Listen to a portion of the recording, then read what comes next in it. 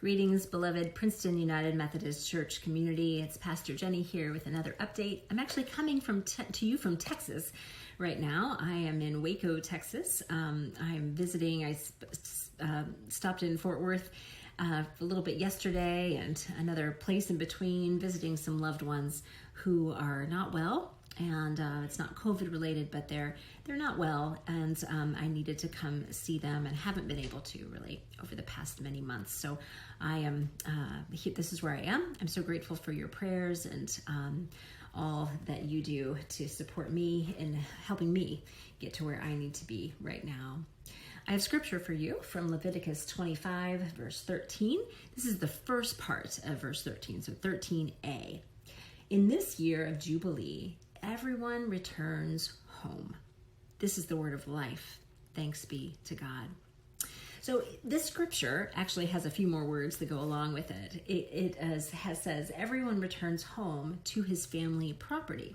I left them off because for a couple of reasons. One is that I'm kind of intrigued by the first part of that sentence. And as we talk about celebration, which I'll get to in a second.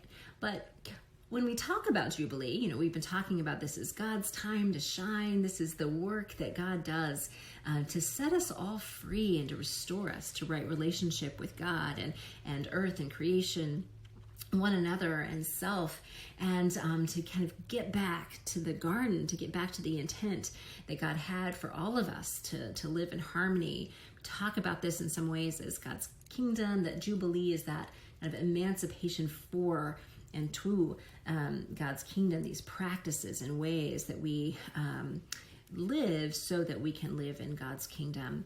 We've been talking about how Jesus embodies Jubilee and brings forth God's kingdom in his ministry as he walked on this earth, and then beyond through the church as he was no longer in bodily form on this earth. And so we're talking about, we've been taking different aspects of Jubilee and diving a little more deeply into them. We've talked about Sabbath and abundance, and this week we're talking about celebration.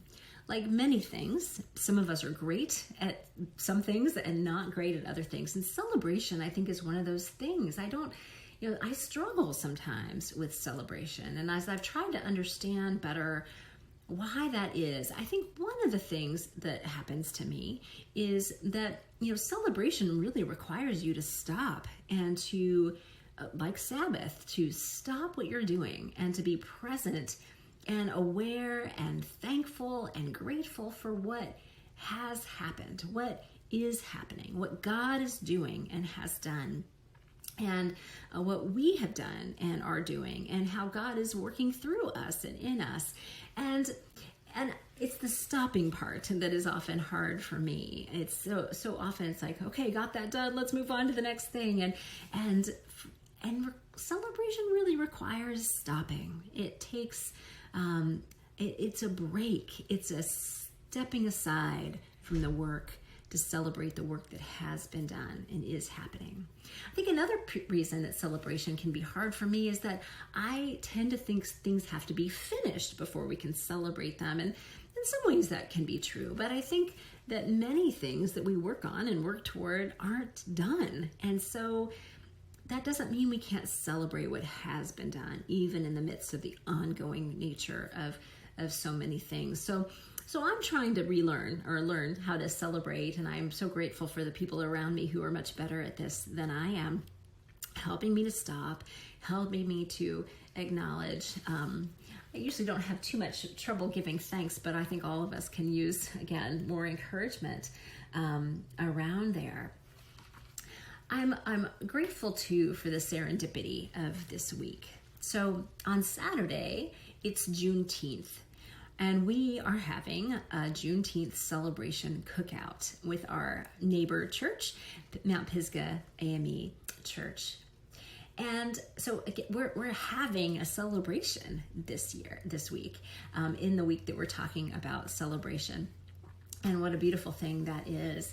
I'm also aware that in Juneteenth tradition, it's often called a Jubilee, very much because of the scriptural tradition of Jubilee that we've been talking about. because emancipation and freedom and release are all part of what is at the heart of Jubilee. And so if you'll remember that Juneteenth is a celebration of the anniversary of the day that the news of the Emancipation Proclamation finally got to Texas, almost 2.5 years later, which is very sad, but still, it got there. And so we lament part of it. We know that there's ongoing work being done, but we still stop and celebrate the beauty and the good that emancipation of the enslaved people in Texas is. I'm also aware that as we do this, as we celebrate, as we enter into this celebration, which, by the way, Dana Dry-Belbis has had a vision for more than 2 years, and it's finally coming to fruition, is back to this returning home idea. That, part of what celebration, I think, is about returning to home, not just a physical space of home, but returning to self, returning to community, returning to that which makes us us. And so again, I'm aware of this serendipity of this weekend. We are celebrating with the oldest historically Black congregation in Princeton. And that congregation has historically Methodist roots like we do. The Methodist Church, is now the United Methodist Church, and the various different Wesleyan or Methodist branches have a long and storied history. And part of that is that the AME Church, the African Methodist Episcopal Church, broke away from the mainstream at the time Methodist movement because of racist acts. And so there's a way that this celebration, as we enter into a celebration with our Black siblings from the AME Church, that we are making an effort to return home, to call a celebration, and to invite God's continuing work in us to return home to something that we know and also we don't know yet. So I invite you to our Juneteenth celebration cookout. I'm going to be back for that. I will be there on Saturday. It is at the community park near the community park pool. It's going to happen, rain or shine, cicadas or none, all the things. It's going to happen regardless, and you're invited. Our PUMC people are invited to bring desserts and fruits, and there's a sign up that you've been asked to do to participate in that.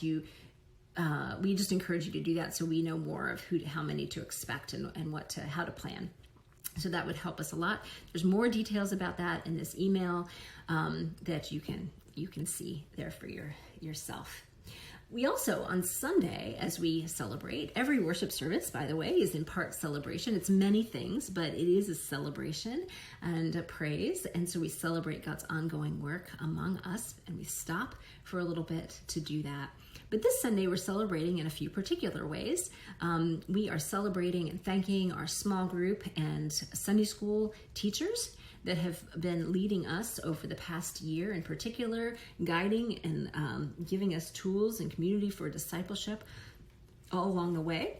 We are also celebrating one of our confirmands. Thomas is going to be sharing a faith story with us on Sunday, and his version of the Lord's Prayer is the one we're going to pray together. Rebecca Anderson, our pastoral care pastor, is wrapping up her time with us, actually. She only has a couple of weeks officially with us left before she has graduated and she needs to go on to full-time ministry elsewhere, but she'll be with us the next couple of weeks. But she's dancing in worship with us. What a way to celebrate, by dancing and moving. Skitch is preaching, Pastor Skitch is preaching, and we look forward to hearing him lead. I will be there as well, but I'll be doing just a little bit of the leading alongside the rest. So blessings to you all, and I encourage you, I'd love to hear how you celebrate best, what that means for you to celebrate, what's hard for you about celebrating, if there is such a struggle for you, And maybe especially because so often, especially these days, our celebrations are mixed. There's often a mix of joy and sorrow, or struggle and celebration, or a knowledge that it's not yet done. But I just wonder, again, what is celebration like for you? What does it mean for you? How easy is it for you to celebrate? Are you, what do celebrations, good celebrations look like? Does it involve a sense of returning home? I commend all these things to you and wish you all the blessings, and we'll be back with you soon.